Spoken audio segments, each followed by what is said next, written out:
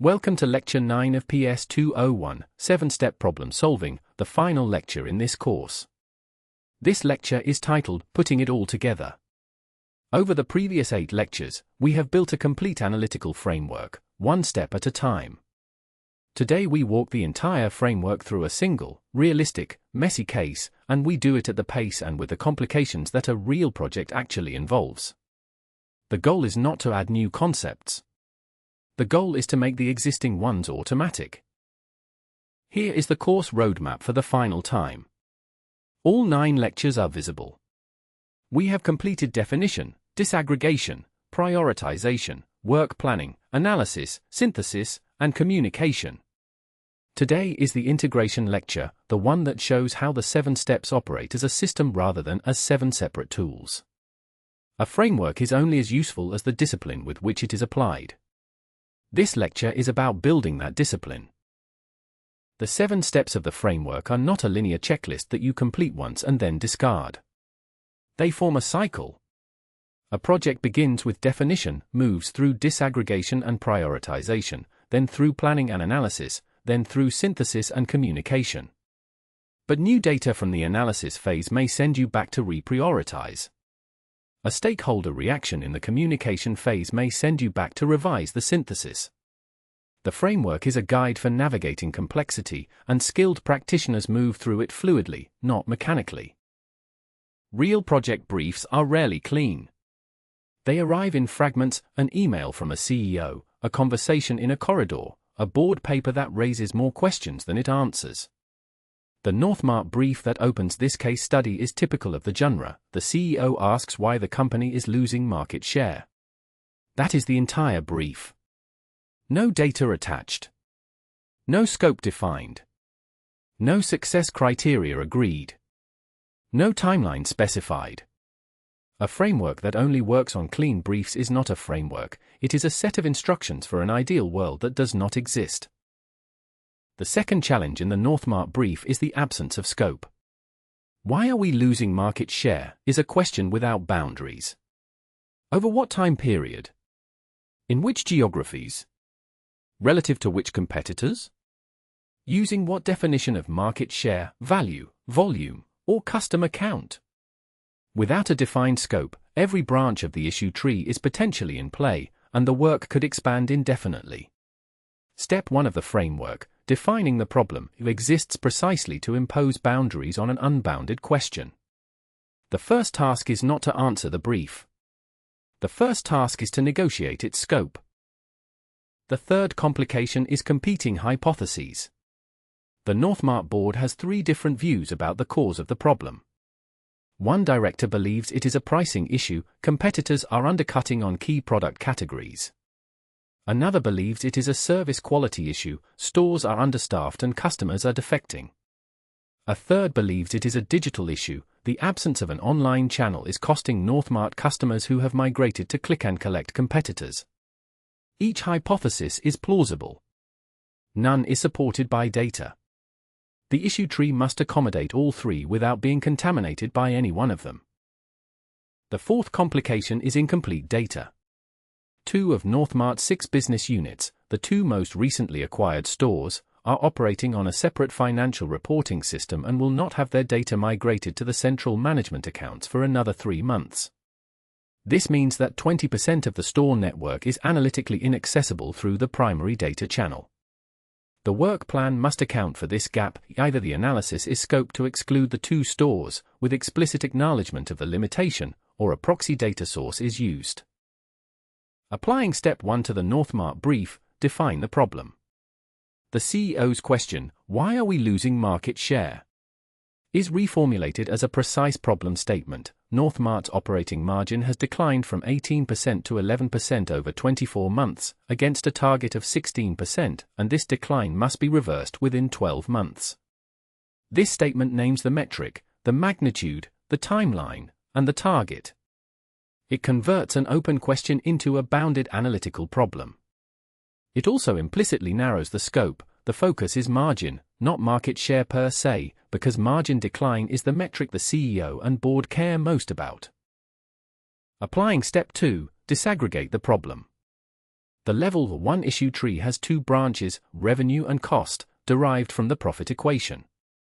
Revenue disaggregates into volume, price, and mix. Cost disaggregates into labor, occupancy, procurement, and overhead. Each branch is a question to be investigated. The three competing board hypotheses are mapped onto the tree. The pricing hypothesis sits in the revenue price branch, the service quality hypothesis sits in the labor cost and revenue volume branches, the digital hypothesis sits in the revenue volume branch. The tree does not resolve the debate, but it maps each hypothesis to a specific, testable branch. Applying step 3, prioritize. Scoring each branch against impact, feasibility, and data availability, the labor cost and occupancy branches score highest, financial data is available, impact is demonstrably high based on the management accounts, and analysis is feasible within the timeline. The digital hypothesis branch scores lowest, relevant data requires a customer research study that cannot be completed within the 6-week window. The revenue price branch is scored medium, competitor pricing data is available but requires sourcing from a market research provider. The priority ranking is set, cost branch is first, revenue price second, digital third. Applying step 4, build the work plan. For the labor cost branch, the question is, has Northmart's labor cost as a percentage of store revenue increased, and at which stores? The method is financial trend analysis using the management accounts. The owner is the finance analyst. The output is a 12-month trend chart for each of the 4 stores with complete data. Due date, end of week 2. For the occupancy branch, the question is, how do Northmart's occupancy costs compare to peer retailers? Method, benchmarking using published annual accounts. Owner, research analyst. Output, a benchmark table. Due date, end of week 3. Applying step 5, conduct the analyses. The finance analyst works the management accounts and finds that labor cost as a percentage of revenue increased from 19% to 24% over the analysis period, a 5-point increase that accounts for 2/3 of the total 7-point margin decline. The increase is concentrated in 3 stores and is correlated with a shift pattern change introduced 18 months ago. The occupancy benchmark shows Northmart's costs are broadly in line with peers. The procurement analysis shows 2 supplier contracts that are 15 to 20% above market rates. The data is not complete, the 2 excluded stores remain a gap, but the pattern is clear. Applying step 6, synthesize. The findings cluster into 2 groups. The first group, labor cost growth and scheduling inefficiency, points to a structural operational problem, headcount is not deployed in proportion to trading demand. The second group, above-market supplier contracts, points to a commercial problem, procurement terms were not renegotiated at the last contract renewal. The governing thought, Northmart can restore its margin to 16% within 12 months by restructuring shift scheduling at 3 stores and renegotiating 2 supplier contracts, actions that address the specific drivers of the full 7-point margin decline. The governing thought passes all 3 synthesis tests. Applying step 7, communicate. The executive summary leads with the governing thought, supported by 3 arguments. Labor cost growth accounts for 2/3 of the margin decline, shift scheduling misalignment is the structural driver of that growth, and 2 supplier contracts are above market and renegotiable within 6 months. The recommended next steps are a zero-based shift scheduling review at 3 stores within 8 weeks, and a supplier renegotiation program for 2 contracts within 6 months. The presentation anticipates 2 key objections, the minimum wage objection and the previous failed renegotiation, and has evidence prepared for both. For predictable failure points appear in almost every real project, and the Northmart case is no exception. The first is skipping definition. Teams that rush from the brief to the issue tree without negotiating scope and agreeing on a precise problem statement spend weeks investigating the wrong question. In Northmart's case, a team that interprets the CEO's question literally, "Why are we losing market share?" might spend 3 weeks on customer research and competitor analysis before discovering that the board's primary concern is the margin deterioration, not the market share metric per se. Definition is not bureaucratic overhead. It is the single highest leverage investment of time in the entire project. The second failure point is overanalyzing. Teams that are uncomfortable with uncertainty tend to collect more and more data, beyond the point where additional data would change the recommendation, as a way of deferring the discomfort of forming a view. In Northmart's case, an overanalyzing team might spend weeks on the digital channel hypothesis even after the cost analysis has clearly identified the primary driver. The test for sufficiency is simple and must be applied rigorously. Would additional data on this branch change the recommendation? If the answer is no, stop. The third failure point is failing to align stakeholders during the project rather than presenting to them at the end. A team that works in isolation for 6 weeks and then presents a recommendation to a board that has had no contact with the analysis in the interim is taking a significant risk. Board members who have not been involved in the analytical process have had no opportunity to surface information the team does not have, to challenge assumptions before they are baked into the recommendation, or to build the kind of understanding that enables rapid decision-making. Run regular stakeholder alignment checkpoints, not to preview findings, but to surface new information and test assumptions. The fourth failure point is losing the governing thought during the synthesis phase. Teams that have been living with the analysis for weeks often struggle to step back and articulate a single, clean governing thought that encompasses all of their work. Instead, they produce a deck with 12 findings and no clear recommendation, a list of things that are true about Northmart without a judgment about what to do. The discipline is simple but demanding. Write the governing thought before you build the deck, test it against the 3 synthesis criteria, revise it until it passes, and then build every slide in the deck around it. The 7-step framework is a guide, not a rigid checklist. Real projects are compressed, interrupted, and complicated by factors that no framework can fully anticipate. The appropriate response is to adapt the framework, not to abandon it. Steps can be compressed. A rapid 2-hour problem definition session is better than none, but they cannot be skipped. Skipping definition means operating without a clear problem statement. Skipping disaggregation means missing whole categories of the issue. Skipping synthesis means delivering findings instead of a recommendation. Each step exists because its absence creates a specific, predictable failure. Compress, but do not skip. Using the 7-step framework once on a high-stakes project is useful. Using it on every problem you encounter, in meetings, in emails, in your own private analysis of a situation, is transformative. The difference between a practitioner who uses the framework occasionally and one who has made it a habit is not just skill level. It is the speed and fluency with which structured thinking is applied under pressure. One-off use requires deliberate effort. Embedded habit produces structured thinking automatically, even when time is short and stakes are high. 3 daily practices build the habit. First, for every significant decision you make this week, a meeting agenda, a resource allocation, a response to a request, write a 1-sentence problem statement before acting. Second, for any problem that has more than 2 possible causes, draw a brief issue tree, even if it takes 5 minutes and fits on a napkin. Third, for any recommendation you deliver, in a meeting, an email, or a conversation, lead with the conclusion, not the context. These 3 practices, applied consistently, develop the structured thinking habit faster than any other method. The final section of this course is about the mindset that makes the framework work. The first element is comfort with ambiguity. Structured problem solving does not eliminate ambiguity, it provides a way of working productively within it. A practitioner who is uncomfortable with ambiguity will rush to a conclusion before the analysis supports it, or will continue collecting data long after sufficiency has been reached, because both behaviors are forms of avoidance.